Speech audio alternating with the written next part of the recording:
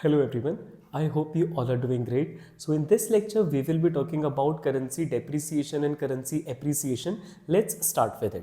तो एग्जाम्पल से समझते हैं, अगर 80 रुपीज़ में आज हमें $1 अवेलेबल है एंड आफ्टर सम टाइम अगर डॉलर का प्राइस इंडियन करेंसी में 85 हो जाएगा तो हम इस सिचुएशन को करेंसी डेप्रिसिएशन बोलेंगे।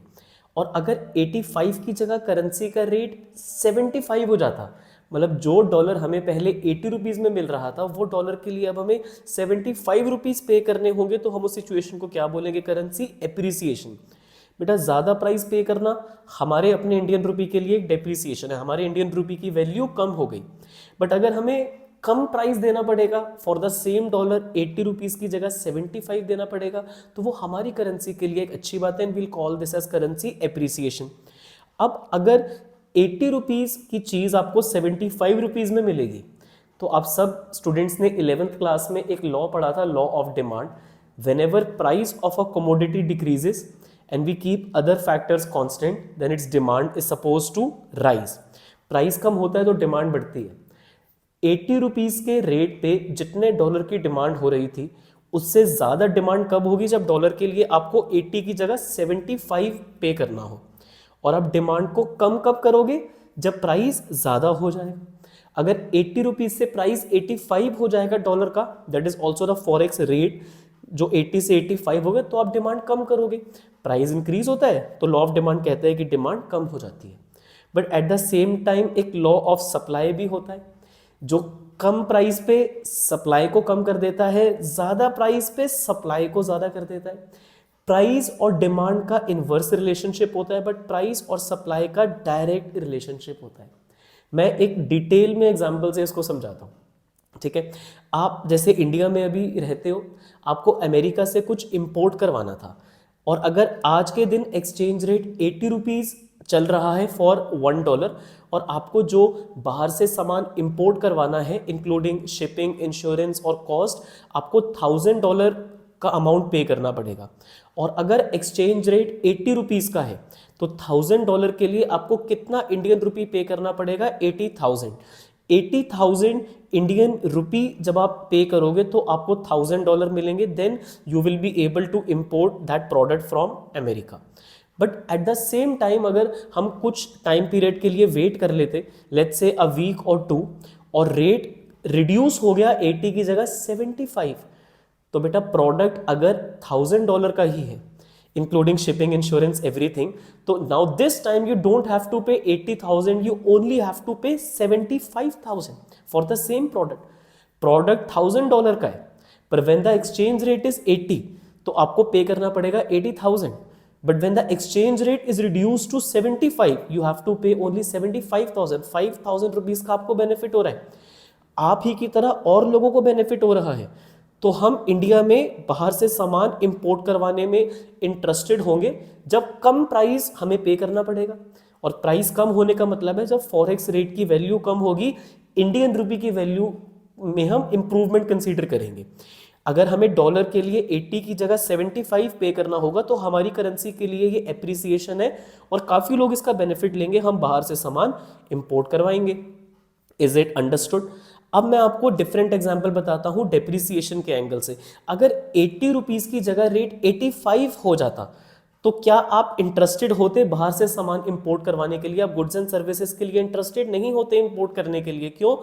$1000 का प्राइस था जो आपको सामान इंपोर्ट करवाना था बाहर से। अब अगर रेट 80 की जगह 85 हो जाता तो आपको 80,000 की जगह 85,000 पे करने पड़ते फॉर द सेम प्रोडक्ट, तो आप डिस्करेज हो जाते इंपोर्ट करवाने से। बट अगर हम किसी एक्सपोर्टर के एंगल से सोचें जो वहाँ से अल्टीमेटली सामान एक्सपोर्ट कर रहा है, उसका फ़ायदा होता क्योंकि उसको 5,000 एक्स्ट्रा मिल जाते। बट चलो कोई बात नहीं, अब रेट 80 से 85 हो गया, तो अब हम सपोज करते हैं कि कोई अमेरिका में है जो इंडिया से सामान इंपोर्ट करवाने में इंटरेस्टेड है, हमारे यहाँ से बेसिकली एक्सपोर्ट हो रहे थे पहले।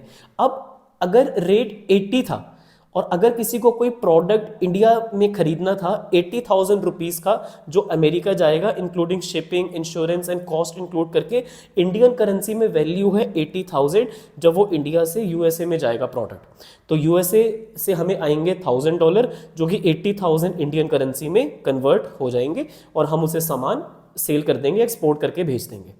बट अगर वही सेम पर्सन कुछ वीक या 2 वीक्स तक रुक जाता और रेट अगर 80 से स्लिप होकर 85 चला जाता, हमारे लिए तो ये लॉस है।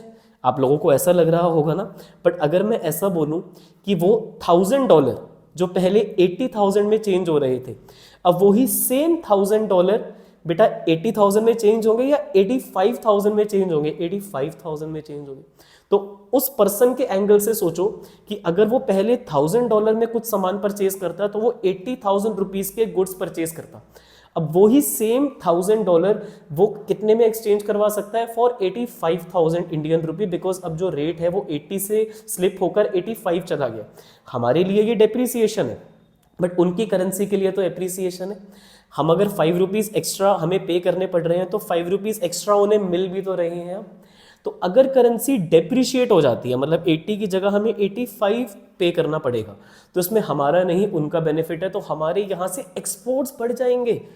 जो $1000 में वो पहले 80,000 का सामान खरीद सकता था, अब उसी $1000 में वो 85,000 रुपीज तक के गुड्स खरीद सकता है। तो जो प्रोडक्ट 80,000 का था वो तो शिप होगा, उसके साथ साथ कोई और प्रोडक्ट 5,000 के वैल्यू का एक्स्ट्रा भी शिप करा जा सकता है।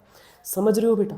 अगर चीज 80 से 75 की हो रही है तो हम सामान इंपोर्ट करवाएंगे। लॉ ऑफ डिमांड कहता है प्राइस कम होता है, डिमांड बढ़ जाती है, तो हम इंपोर्ट करवाएंगे। बट अगर प्राइस बढ़ जाता है 80 से 85 हो गया तो हमारी करेंसी के लिए कि डेप्रिसिएशन है, बट हमारे यहाँ से एक्सपोर्ट्स बढ़ जाएंगे तो सप्लाई ज़्यादा आनी शुरू हो जाएगी डॉलर की, क्योंकि उनको बेनिफिट है 85 के रेट पे, हमें बेनिफिट है 75 के रेट पे।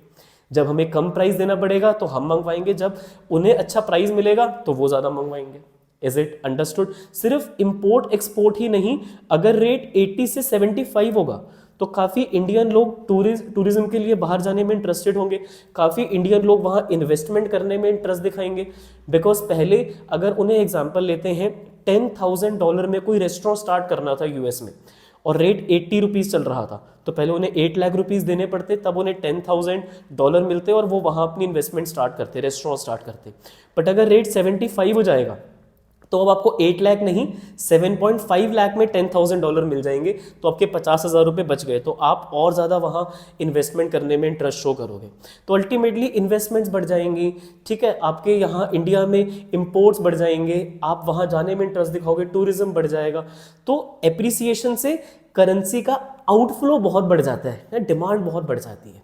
तो लॉन्ग टर्म में ये अच्छा नहीं है, क्योंकि लॉन्ग टर्म में ना लोग बहुत डॉलर यूज़ कर चुके होंगे क्योंकि रेट कम चल रहा है मार्केट में। बट अगर रेट ज़्यादा हो जाता 80 से 85 तो हमारे यहाँ से एक्सपोर्ट्स बढ़ जाते, क्योंकि उनको 80 की जगह 85 तक की वैल्यू का सामान मिल रहा है फॉर द सेम डॉलर, तो हमारे यहाँ से एक्सपोर्ट्स बढ़ जाएंगे।